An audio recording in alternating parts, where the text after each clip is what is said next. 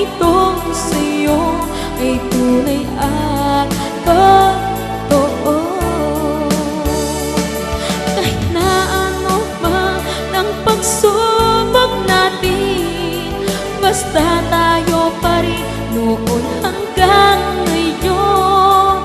Ingatan mo at iingatan ko, hindi ka